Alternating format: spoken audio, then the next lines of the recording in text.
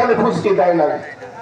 যদি কোনো মানুষ জেলা পরিষদের কাজের জন্য এই সুলোচন বাবার বাড়িতে যায় জিজ্ঞাসা করতো যে সুলোচন বাবা কই গেছে, ওর বউ উত্তর দিত তুই না জানো কই পাঠিয়েছে আর মালটাল খাইছি নাকি।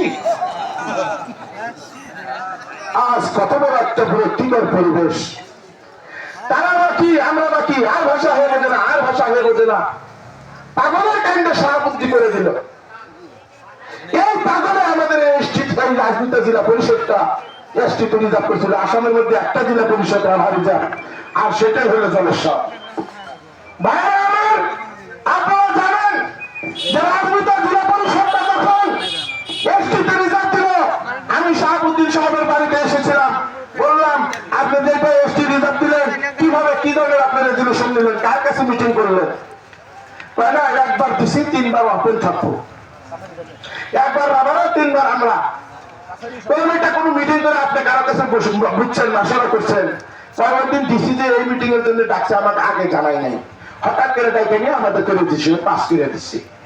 আন্ডার মেট্রিক মানুষ বোঝে না কি পাস, শাহাবুদ্দিন কি পাস জানেন কি?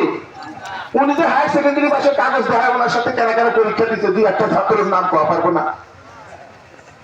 অন্যান্য রবিবারের সার্টিফিকেট, কতগুলো স্কুল বাড়াইছে, রবিবারে পরীক্ষা হয়। জীবনভর স্কুলে পড়ছি রবিবারে বন্ধ, কিন্তু নতুন কতগুলো স্কুল হয়েছে পরীক্ষা রবিবারে হয়। এই রবিবারে পরীক্ষা দিয়ে তারা পাশ করে, এইসব ভাষা তারা বলে। আপনারা জানেন এই জলেশ্বরের পবিত্র ভূমিটাকে যতদিন আপনারা অযোগ্যতার কাছে গোটায় দিবেন, ধীরে ধীরে আপনারা আরো ধর্ষিত হয়ে যাবেন, হকের থেকে বঞ্চিত হয়ে যাবেন। আজ এই আশায় কি আফজালুর রহমান মন্ত্রিত্ব ত্যাগ করেছে যে শাহাবুদ্দির মতো একটা অযোগ্য মানুষকে আমরা বিধায়ক বানাইছিলাম কেন? দলের মহব্বতে, হয় না? হয়। ওই জন্য আফজাল সব বলছে দল আমার কাছে কিছু না, দিনে 5টা দল বদলামো, যে দল আমার মা বোনের বিরুদ্ধে 1 সেকেন্ড সেই দলে আমি থাকবো না। আমি নিজেই দল, যে দল করলে আসামে বিজেপি সরকার আসে সেই দল আমি কেন করবো? যে দল করলে আসামে হিমন্ত বিশ্ব শর্মা মুখ্যমন্ত্রী হয়, আর ওই দলের প্রেসিडेंट हिमंत मेरा छोटा भाई है। कैसा भाई है? जिन्होंने कब्रिस्तान और मस्जिद और मदरसे के खिलाफ कानून बनाते हैं और बिस्मिल्लाह अस्सलाम वालेकुम महार बहनों के लिए दुआ मांगते हैं और कहते हैं हिमंत मेरा छोटा भाई है। एक ऐसा नाटकबाजी है। आजकल सारा आवाम, समस्त মানুষ জানকারি হয়ে গেছে, সবাই বোঝে রাজনৈতিক চক্রান্ত আর এখন সাধারণ মানুষের নাবদান না। প্রত্যেকটা মানুষের কাছে, আমার কাছে একটা মোবাইল 10,000 টাকা দাম। এমনও কতগুলো মানুষ আছে ঠেলা চালায়, রিক্সা চালায়, অ্যাপেল মোবাইল নিয়ে ঘুরে। আরে বাবার নাই দেশে বিচাকালা সন্দেশ জলেশ্বরে খাবে না।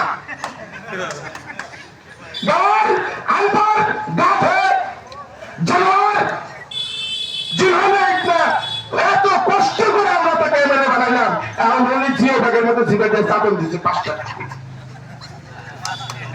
প্রত্যেকটা জিও ব্যাগে 5 টাকা। भिखारी, ये भिखारी, ए भिखारी, तुमको भीख तो मांगने के लिए मैंने बनाया गया, तुमने हमारा सारा भीख दिया, अब जियो बैग के पीछे लग गए हो। भाइयों और बहनों, আমার মুরব্বীরা জেনে রাখবেন, এরা নেতা হলো আফজাল, নেতা হলো হাজী রহিসউদ্দিন লালচাঁদ মৌলভী, আর নেতা হলো সাদুল্লাহ মোল্লা। এইটা হলো চোর, এটা হলো